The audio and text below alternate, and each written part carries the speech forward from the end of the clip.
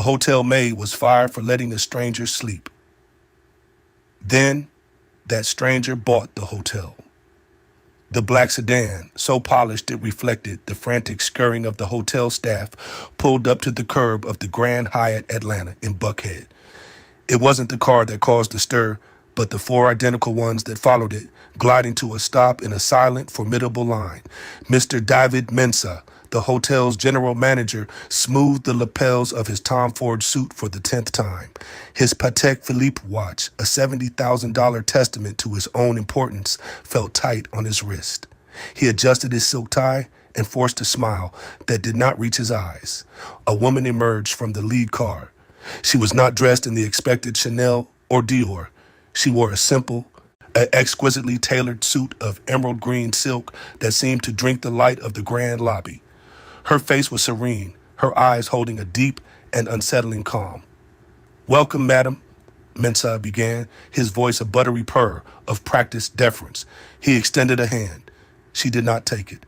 Her gaze swept past him, over the gleaming marble floors, past the towering floral arrangements, and settled on the crowd of staff he had assembled.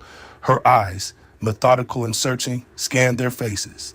Then she spoke, her voice clear and carrying across the suddenly silent lobby. "I am here to finalize the purchase of this hotel." A collective gasp rippled through the staff. Murmurs erupted. Mr. Mensah's practiced smile faltered, replaced by a mask of pure shock. He had heard rumors of a sale, but the new owner was supposed to be a faceless corporation from Dubai, not this woman standing before him. The woman raised a single hand, and the murmurs died instantly. "Before the papers are signed," she continued, her voice softening slightly, "I need to find someone. Her name is Amara." The name hung in the air. A few of the maids exchanged nervous glances. Mr. Mensah's face drained of all color. He remembered the name. He remembered the face. He remembered firing her.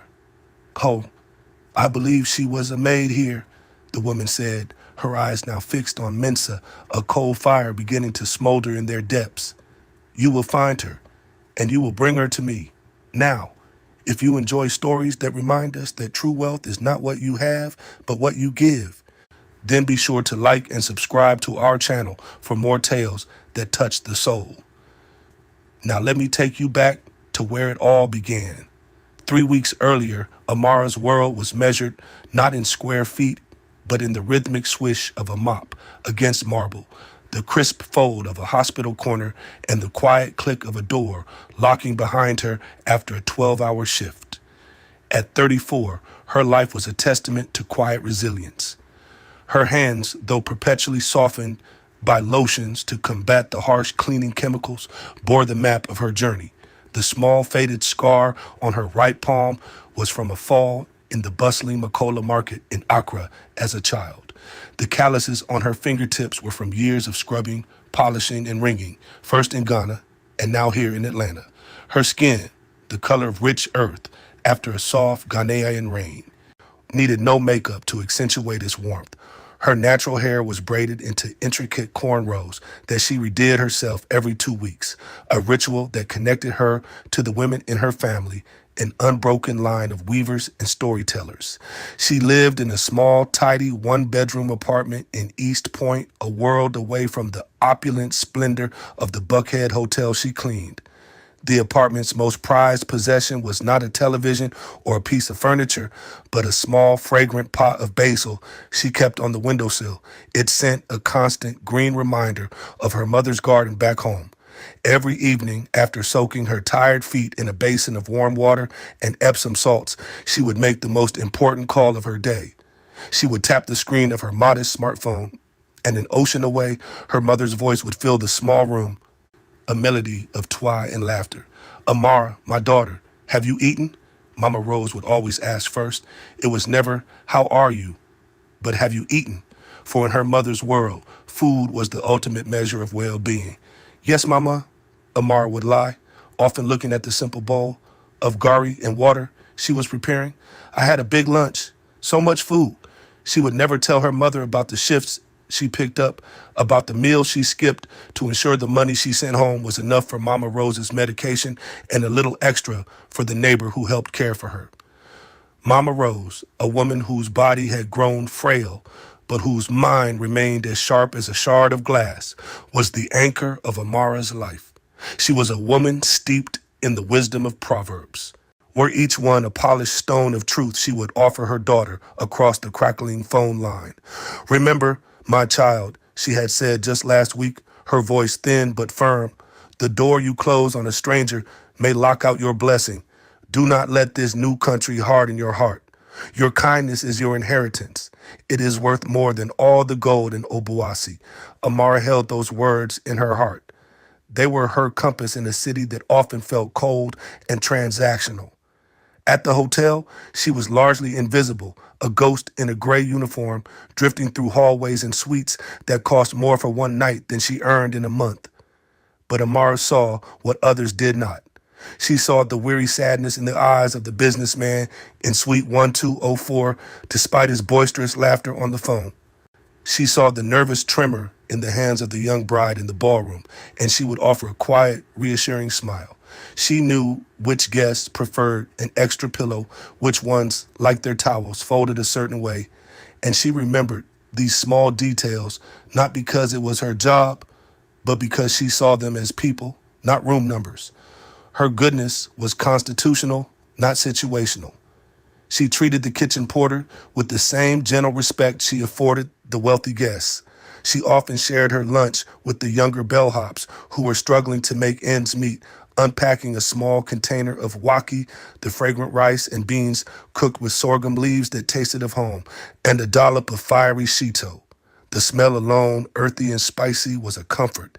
It was the food of her childhood, a dish that symbolized community and sharing. Giving it away felt as natural as breathing. This quiet grace was in stark contrast to the man who ran the hotel, Mr. David Mensah. Mr. Mensah was a man who wore his ambition like a uniform, more important to him than the meticulously tailored suits he favored. He, too, was Ghanaian, from a wealthy family in Accra, a fact he mentioned often. But he had shed his origins, like a snake sheds its skin, replacing any warmth or cultural connection with a brittle, polished veneer of American corporate ruthlessness. He saw the hotel not as a place of rest and hospitality, but as a machine, and its staff were merely cogs to be polished, overworked, and replaced if they showed the slightest sign of friction. His world was one of brands and status. His shoes were Gucci. His cologne was Creed Aventus.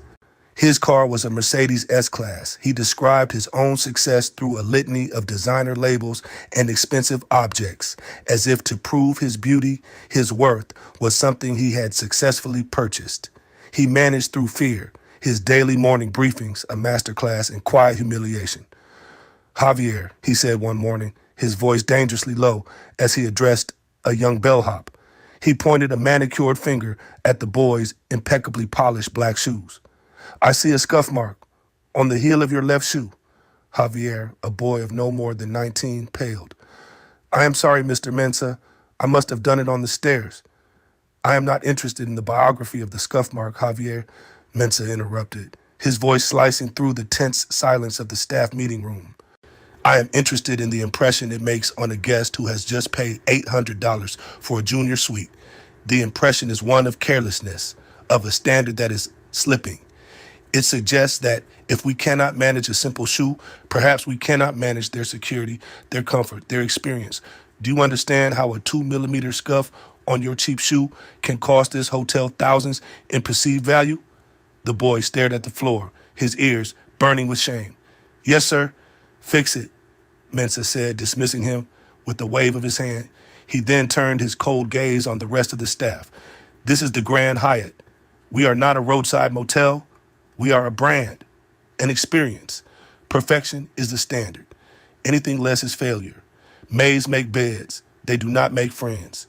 Bellhops carry bags. They do not carry conversations. We are here to be invisible, efficient, and flawless. Is that understood? A chorus of muted, yes, sirs, answered him. Amara stood at the back, her hands clasped behind her. She felt a deep ache in her chest. not of fear for herself, but of sorrow for the boy, Javier. Later that day, she found him in the staff break room, staring forlornly at his shoes. She said nothing at first, simply sat beside him and opened her small lunch container. The rich aroma of waki filled the small space. She took a plastic fork and offered it to him. "You look like you have not eaten," she said softly. He looked up, surprised. "Thank you, Amara, but I'm not hungry." "Food helps," she insisted gently. "My mother always says a heavy heart is lighter on a full stomach." He managed a small smile and took the fork. They ate in companionable silence for a few minutes. "He didn't have to do that," Javier finally mumbled. "In front of everyone." "No," Amara agreed. "He did not." She paused, then looked at him, her eyes full of a wisdom that seemed much older than her 34 years. "Some people try to make themselves feel tall by making others feel small. His words are about him, not about you. You are a good worker, Javier. You are kind to the guests. That is what matters." The boy's shoulders relaxed. Her simple words, her shared meal, had mended a small piece of the damage Mensa had inflicted. This was Amara's way. She moved through the hotel's cold, transactional world like a secret spring, offering small, unseen acts of warmth that kept the humanity of the place from dying out completely. She did not know that this deep, constitutional kindness, the very thing Mr. Mensa despised as a weakness and a liability, was about to be put to the ultimate test, a test that would cost her everything she had before giving her more than she could ever imagine. The storm that night was biblical. Rain lashed against the towering glass walls of the hotel lobby, and the thunder rattled the crystal chandeliers. It was 2 in the morning, the dead hour, when the city finally held its breath. The last of the late-night check-ins had been processed. The last of the rowdy convention goers had stumbled up to their rooms. The lobby was a silent, gleaming cavern of marble and polished brass, empty save for Amara. Her shift had ended an hour ago, but one of the other maids on the night crew had felt ill, and Amara, without a second thought, it had offered to stay and finish her assigned floors. It was who she was. Now she was doing a final pass through the main lobby, collecting a few stray glasses left on a table, her movements quiet and efficient. The rhythmic squeak of her supply cart's wheels was the only sound besides the raging storm. She loved the hotel at this hour. Stripped of the bustling crowds and the performative wealth, it felt peaceful. She could appreciate the artistry of the architecture, the deep silence that held the stories of 1,000 travelers. She paused, looking out at the rain-slicked streets of Buckhead, a river of flashing lights. She thought of her mother, sleeping soundly in the warm aqua night, and a familiar pang of homesickness resonated within her. It was then that the main automatic doors slid open with a soft hiss, letting in a gust of wind and rain and a figure. It was a woman. She wasn't a guest, Amara could tell instantly.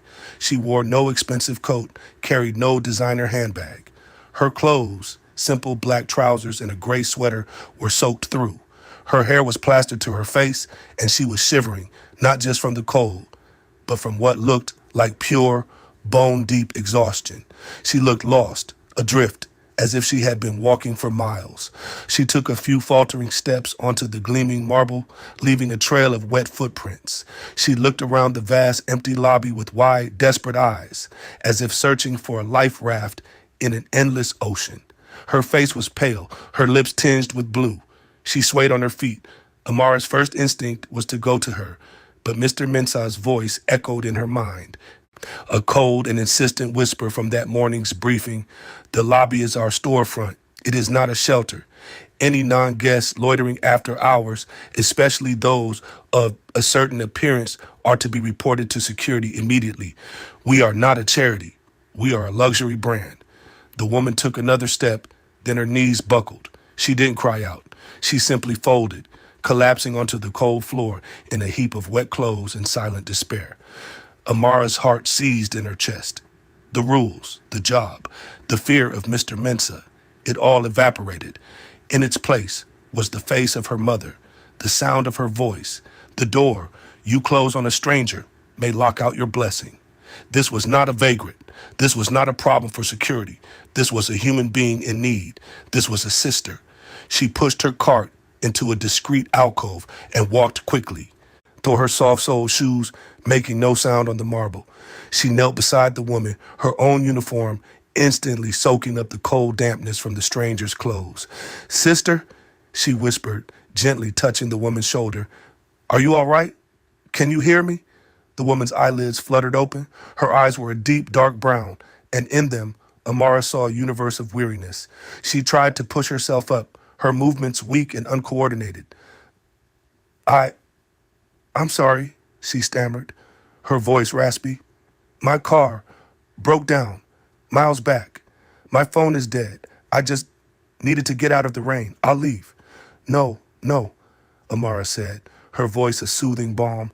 "You are not well. You cannot go back out into that storm." She looked around the empty lobby. Calling a manager would bring Mr. Mensah or someone with his mindset. Calling security would mean having this woman forcibly, humiliatingly removed. There were no empty rooms that she could access, no place she could hide her. The hotel was a fortress of policies designed to keep this very person out. The woman began to shiver violently now, her teeth chattering. Amara knew she needed to get her warm, and she needed to do it now. An idea, terrifying and simple, sparked in her mind. It was a violation of every rule. It was grounds for immediate dismissal. She thought of her mother's medical bills. She thought of the rent that was due next week. She thought of Mr. Mensah's cold, unforgiving face. Then she looked at the woman, shivering on the floor, stripped of all dignity, and saw not a risk but a responsibility. The decision was made. The internal debate, which had raged like the storm outside, was over in an instant. Her mother's proverb was not just a saying, it was a directive. Kindness was her inheritance, and she would not squander it. The scene unfolded in a silence broken only by the storm and the woman's chattering teeth. Every micro action felt momentous, imbued with a weight that transcended the simple gestures themselves. Amara placed a steadying hand on the woman's arm. "Can you stand?" she asked softly. The woman nodded, and with Amara's help, she slowly, painfully got to her feet. She leaned heavily on Amara, a dead weight of exhaustion. Amara led her away from the main lobby towards the discreet staff-only corridors, hidden behind faux wood paneling. The transition was jarring. The opulent carpet gave way to scuffed linoleum. The warm, ambient lighting was replaced by the harsh, fluorescent glare of service hallways. The air, once scented with expensive floral arrangements, now smelled of disinfectant and industrial laundry soap. Here, in the hotel's hidden arteries, Amara was no longer a ghost. This was her domain. She led the woman down a series of corridors to a small windowless room tucked away near the laundry facilities. It was a staff locker room, but it contained a small worn-out cot where employees could rest during double shifts or long breaks. It was stark and impersonal, but it was clean, it was warm, and most importantly, it was safe. Amara helped the woman to the cot and gently eased her down. She then took off her own cardigan, a soft gray sweater she had worn over her uniform, and draped it over the woman's shivering shoulders. The act was so simple, so maternal, it seemed to break something in the stranger. Her composure finally crumbled, and a single tear traced a path down her pale cheek. "I don't know," the woman began, her voice thick with emotion. "I don't have any money to—" Amara put a finger to her lips, silencing her. "You do not need money for a moment of peace," she said. Her voice was steady, calm, a lighthouse in the woman's personal storm. Then came the pivotal gift. Amara reached to the retractable clip on her belt. On it were a master key card and a single old-fashioned metal key. The key card opened the guest rooms she was assigned to clean. The metal key opened only one door in the entire hotel, the door to this small shared staff room. It was her only private space, her only sanctuary during the long and grueling day. It was, in its own small way, her home within the hotel. She unhooked the metal key from its ring. The clink of the metal was loud in the quiet room. She held it in her palm for a moment. It was warm from her body. It represented her job, her access, her livelihood. Giving it away was an act of profound and reckless trust. She pressed the key into the woman's cold, trembling hand and closed her fingers around it. "This is not much," Amara said, her eyes meeting the woman's. "But it is safe. Rest here, sister. No one will bother you. I will come back for you before the morning shift starts. Just rest. Rest here, sister." The words were a kind invitation, simple and devastating in their unconditional humanity. In a world that valued the woman for her utility, as a customer, a client, a consumer, Amara had valued her simply as a person, a sister. The woman stared at the key in her hand, then back at Amara, her eyes filled with a mixture of disbelief and overwhelming gratitude. She opened her mouth to speak, but no words came out. Amara gave her a small, reassuring smile. "Sleep," she said. She turned and walked out, pulling the door quietly shut, leaving the woman alone in the warm, safe silence. As Amara walked out of the hotel and into the pre-dawn gloom, the rain having finally subsided to a gentle drizzle, she did not feel triumphant. She felt a quiet, trembling fear mixed with a deep, unshakable sense of rightness. She had closed no doors that night. She had no idea she had just unlocked her entire future. She went home to her small apartment, ate a bowl of garshi, and fell into a deep, exhausted sleep, completely unaware that she had just changed everything. Back in the small, windowless room, the woman clutched the key. She looked around the humble space, the scuffed lockers, the worn-out cot, the faint smell of bleach. It was the most luxurious room she had ever been in. Not because of its thread count or its amenities, but because of the grace with which it had been offered. She lay down on the cot, pulled Amara's gray cardigan tighter around her, and for the first time in a very long time, she felt completely and utterly safe. She slept. The next morning, the hotel was already buzzing with its usual controlled chaos when Amara arrived for her shift. She felt a knot of anxiety in her stomach. Her first priority was to get back to the staff room to check on the woman and help her leave unnoticed before the day shift managers began their rounds. She slipped down the service corridor, her heart pounding a nervous rhythm against her ribs. She reached the door and used her master key card, which thankfully also had access to this one common room. She opened it a crack and peeked inside. The room was empty. The cot was neatly made. Her gray cardigan was folded carefully and placed on the pillow. The key, her key, was sitting on top of it. The woman was gone. Amara felt a wave of relief, so profound it almost made her dizzy. The woman was safe, and she had avoided detection. She retrieved her key and her cardigan, a small, secret smile gracing her lips. She had done the right thing, and the universe had seemingly conspired to protect her. Her relief, however, was short-lived. As she entered the main housekeeping office to get her assignments for the day, she saw him. Mr. Mensah was standing there, arms crossed, his face a thundercloud. Beside him were two security guards. He was holding a tablet, his finger jabbing at the screen. It was a live feed from one of the security cameras, a feed of the main lobby. From 2:14 a.m., he looked up as she entered, and his eyes, cold and reptilian, locked onto hers. The other maids in the room froze, sensing the impending execution. "Amara," Mr. Mensah said, his voice deceptively soft. "So glad you could join us. I was just reviewing last night's security footage. We had an unauthorized visitor." He turned the tablet so she could see. The screen showed a grainy image of her kneeling on the marble floor, helping the strange woman to her feet. He swiped, and another image appeared. Amara leading the woman into the staff-only corridor. Amara's blood ran cold. She had been so careful, but she had forgotten about the cameras. Of course, there were cameras. There were cameras everywhere. "You brought a vagrant, a street person, into my hotel," Mensah hissed, his voice rising with each word. "You took her into a secure area. You violated a dozen hotel policies. You endangered our guest. You endangered our brand." "She was in distress," Amara said, her own voice quiet but steady. "The storm—" "I am not interested in the weather report," he snapped. "I am interested in the fact that you, a maid, took it upon yourself to make a managerial decision. You decided that our rules, our protocols, our entire security apparatus did not apply to you. He stepped closer, invading her personal space, forcing her to look up at him. He wanted to humiliate her. He wanted to make an example of her.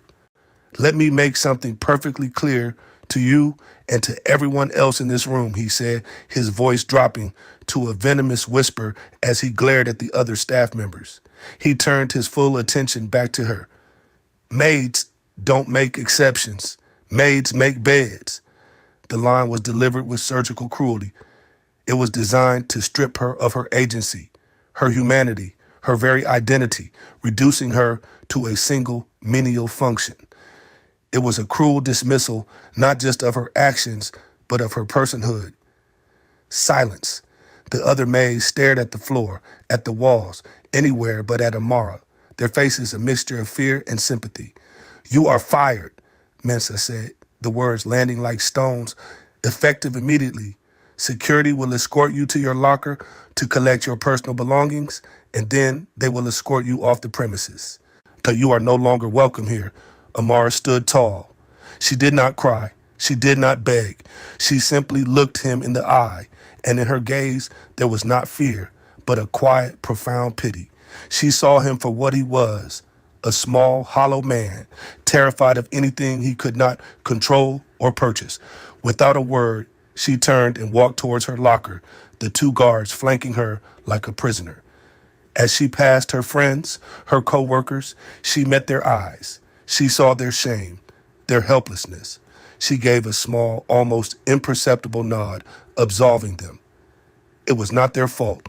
She cleaned out her locker, a small space that held a pair of comfortable shoes, a half-finished novel, and a framed picture of her mother.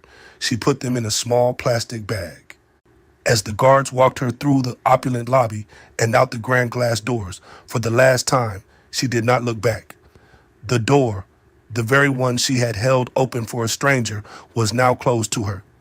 The 2 weeks that followed were a slow descent into a quiet panic. Amara was a proud woman, but she was also a practical one. Her savings were meager, a tiny buffer that would disappear in a month. The money for her mother's medication had to be sent no matter what. That was non-negotiable. She spent her days searching for work online, sending out applications to other hotels, to cleaning companies, to restaurants. Her lack of a reference from her last job was a glaring red flag. The rejections came swiftly, or more often, not at all. The silence was its own kind of answer. She rationed her food, her meals becoming smaller, simpler. The pot of basil on her windowsill, once a source of simple joy, now seemed like a luxury she couldn't afford. She smiled through her daily calls with her mother, her voice bright and cheerful as she invented stories about demanding guests and funny colleagues. The lie was a heavy stone in her stomach. One evening, there was a knock at her door. It was Adana, one of the maids from the hotel, a young woman with whom Amara had often shared her lunch. Adana stood there awkwardly, holding a plastic grocery bag. We all took up a little collection, Adana said, her eyes avoiding Amara's. It's not much, but we wanted to help. Inside the bag were rice, beans, a can of tomato paste, some onions, and a small envelope of cash. It was maybe $60. To Amara, it felt like a million. Tears finally welled in her eyes, tears she had refused to shed in front of Mr. Mensa. You shouldn't have, Amara whispered, her voice thick. You would have done it for any of us, Adana replied simply. She gave Amara a quick, fierce hug. We miss you. It's not the same. He's worse than ever. Adana's small act of solidarity was a lifeline. It reminded Amara that she was not alone, that her kindness had not been for nothing. It had been seen. It had been valued.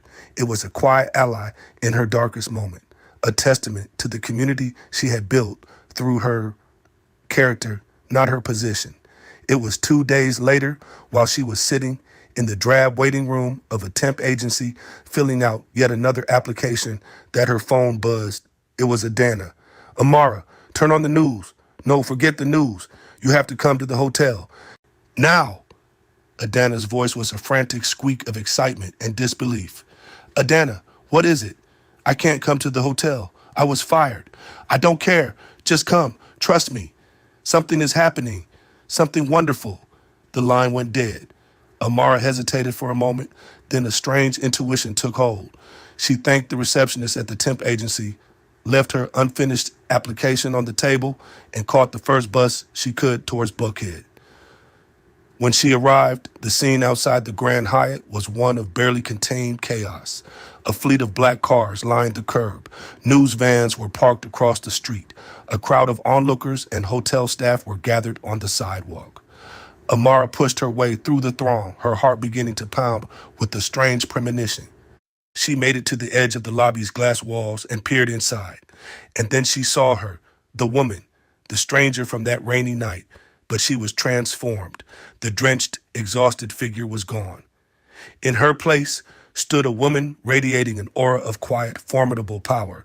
She was dressed in an emerald green suit that shimmered under the lobby's chandeliers. Her hair was elegantly styled, and her face, now rested and composed, was one of striking beauty and intelligence. She was surrounded by a phalanx of lawyers in sharp suits. Standing before her, bowing and scraping like a courtier before a queen, was Mr. David Mensah. His face was a mask of obsequious greed, his eyes shining with the prospect of impressing this new, unfathomably wealthy VIP. Amara watched, mesmerized, as one of the lawyers placed a thick portfolio of documents on a table in the center of the lobby. The woman took a pen, and with a series of fluid, confident strokes, she signed her name. There were handshakes, polite applause from the lawyers. Mr. Mensah looked as if he might burst with joy. Then the woman raised her hand for silence. She turned to address the assembled staff, and she began to tell a story. 2 weeks ago, she began, her voice amplified by the lobby's perfect acoustics. I arrived at this hotel, not in a limousine, but on foot, in the middle of a storm. My car had broken down. My phone was dead. I was cold, exhausted, and I had lost my way. I collapsed on the floor of this very lobby. A ripple of shock went through the crowd. Mr. Mensah's fawning smile froze on his face.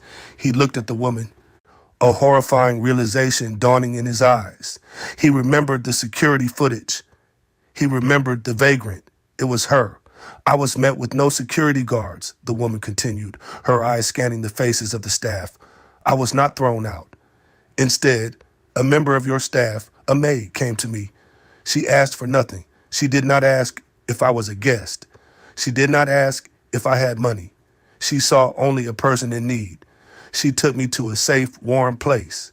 She covered me with her own sweater, and she gave me her own key, trusting a complete stranger with her safety and her job so that I could have a few hours of rest. Her gaze swept the room, and it finally landed on Amara, who was standing, half-hidden, near the entrance. The woman's face broke into a radiant smile. Her name is Amara, she said, her voice ringing with emotion. She pointed directly at her. And she is standing right there. Every head in the lobby turned. A path seemed to part through the crowd. Amara stood frozen, the focus of 100 pairs of eyes. Mr. Mensah, the woman said, her voice turning to ice. You fired this woman, did you not? Mensah could not speak. He could only nod, his face the color of ash. For an act of basic human decency, for embodying the very spirit of hospitality that this hotel purports to sell, the woman said, her indictment hanging in the air. You see, I am a great believer in character. I believe you can tell everything about a person by how they treat someone who can do nothing for them. Amara showed me her character that night, and you, Mr. Mensah, showed me yours when you punished her for it. She walked across the lobby, her green suit a slash of vibrant life against the beige marble, until she was standing directly in front of Amara. She took both of Amara's hands in her own. My name is Folake Ayodele, she said softly, for Amara's ears only, and I am the new owner of this hotel. I didn't just buy a building, Amara. I came back to find you. Then, turning back to the stunned audience, she raised their joined hands. Effective immediately, I am creating a new position for this hotel and for all the hotels in my portfolio. The position is head of hospitality. This person's job will not be to manage budgets or cut costs, but to cultivate a culture of genuine care for our guests and for our staff. Their only metric for success will be the measure of kindness within these walls. She paused, letting the words sink in. What's Moansis Wertes? Her name is Amara, and she is your new head of hospitality. A moment of stunned silence, and then the lobby erupted. It started with the maids, with Adana and the others, whooping and clapping. Then the bellhops, Javier cheering the loudest of all. Then the rest of the staff joined in. A wave of cathartic, joyous applause that echoed off the high ceilings. It was more than an appointment, it was a revolution. 1 month later, the Grand Hyatt Atlanta was a different place. A quiet transformation was underway, guided by Amara's steady hand. The morning briefings were no longer sessions of fear, but of encouragement. Small changes were implemented. Longer breaks for staff on double shifts, a subsidized meal plan, a new policy that empowered every employee to solve a guest problem on the spot without needing a manager's approval. The spirit of the hotel was changing from one of brittle perfection to one of resilient warmth. Amara now wore tailored blazers instead of a gray uniform, but her spirit was unchanged. She still knew the names of the kitchen porters. She still ate lunch in the staff break room. Her new office, a spacious suite with a view of the city, felt less like a seat of power and more like a space to serve her people. And Mr. David Mensah, he was not fired. Folak Ayodele had believed that would be too easy an escape. Instead, he was reassigned. His Tom Ford suits and Patek Philippe watch were gone, replaced by a standard issue blue work uniform. His new domain was not the grand lobby, but the hot, humid, clanking depths of the hotel's industrial laundry facility. He spent his days sorting soiled linens, loading enormous washing machines, and folding endless stacks of towels and sheets. The work was humbling, anonymous, and exhausting. The casual cruelty he had wielded for years had been stripped from him, leaving behind a man he barely recognized. Humbled, insignificant, and alone. The people he had once terrorized now barely acknowledged him, their indifference a more cutting punishment than any anger could have been. One afternoon, as he was wrestling a heavy cart of wet towels, a figure appeared in the doorway of the laundry room. It was Amara. She was holding a small covered container. Mensah flinched, expecting a lecture, a gloating remark, a final twist of the knife. He braced himself for the humiliation. But Amara just smiled, a gentle, sad smile. She walked over and set the container on a small, clean patch of a folding table. She lifted the lid. The rich, comforting smell of wakai and spicy shito filled the steamy air. "You look like you have not eaten," she said. Her voice was the same soft, kind tone she had used with Javier, with the stranger in the lobby, with everyone. Mensah stared at the food, then at her. He saw no malice in her eyes, no triumph. He saw only a profound, unshakable grace. It was more than he could bear. His carefully constructed facade, the one he had maintained for his entire adult life, finally shattered. His shoulders slumped, and a dry, ragged sob escaped his lips. "Why?" he choked out, the word barely a whisper. "After what I did to you, why are you being kind to me?" Amara looked at him, her expression one of deep compassion. She remembered his cruelty, the public humiliation, the fear she had felt. But she also remembered her mother's words. She had inherited kindness, and it was not hers to withhold. She pushed the container of food a little closer to him. "Because everyone deserves a place to rest, Mr. Mensah," she said softly. Her words were not an exact echo, but they carried the full spirit of her kind invitation from that fateful night.